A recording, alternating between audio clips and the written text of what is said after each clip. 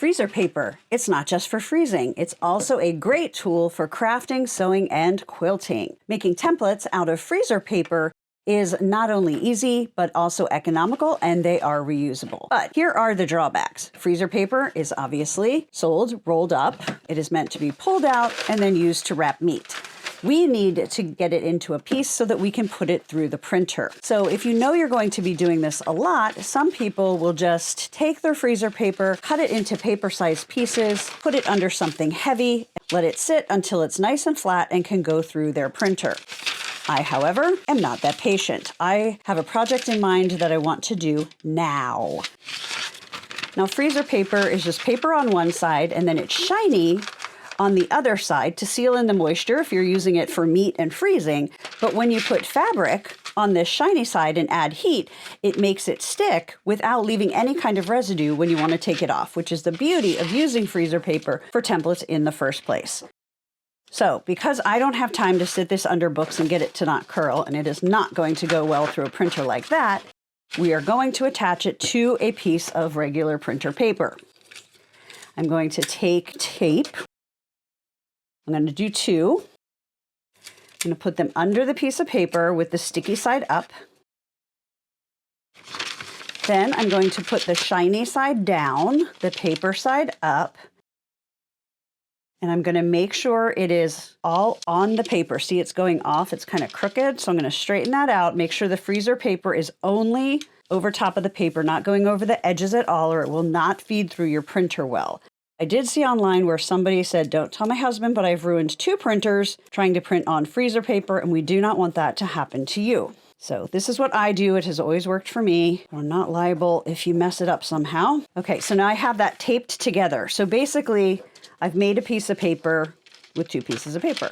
So if you have a printer with a tray like mine, you're going to put this into your printer, copy paper side up, freezer paper down. Because when it pulls it into your printer, it's going to roll it like this around the little roller, and then it will print on the paper side of your freezer paper, and then it will be ready to use. Now, you only want to do this in an inkjet printer, not a laser printer, because laser printers use heat in the printing process, and you don't want to heat this paper inside the printer, or I have no idea what will happen. Probably not good things. So this is an inkjet idea.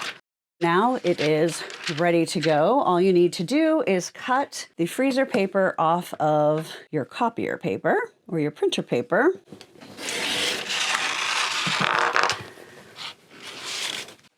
And because I hadn't taken the time to flatten that, it's still going to curl, but it is not a problem. So let me show you how easy they are to use. I already prepped one of the eggs from this same template. I just cut that out. Now I'm going to take my fabric scrap, and this would be for like an applique shape, or if I wanted to make a little stuffed egg. I'm going to place this on the fabric, front or back side, depending on your project. I'm going to apply heat just very briefly, no steam, and it is stuck. So now you can take your fabric scissors and you can cut around without having to use pins, and it's going to stay with that fabric really nicely. So this is great to use for smaller projects, and you're going to be able to use this template over again several times. I'm not exactly sure how many times, but definitely a few before it stops sticking as well. Then when you're done, you simply peel off the fabric. You have absolutely no residue on your fabric piece, and that is ready to use. Now, there are also options that are easier than freezer paper. One example is Maker Paper from Jalili Studio. She's a designer with Riley Blake as well. This is basically a similar product. It's shiny on one side and it will iron and stick with heat, just like I showed you with the freezer paper. You can print on the other side, but it is already cut to size. It is already flat. It is just ready to take out of the package and put into your printer. Deciding which type of a product you want to use is going to depend on when you decide you want to do the project and what you have on hand. So it's 11 o'clock at night and you decide, oh my gosh, I want to make a bunny and I want to use this iron-on template method. I don't have any Maker Paper or anything like it, but I do have freezer paper. You are good to go. If you keep some of this on hand because you love doing things like this, that is going to save you time. So let me know in the comments if you've ever tried either of these, what you use them for, and what you like the best. Be sure to subscribe to my channel for more sewing and quilting tips and tricks, and happy sewing!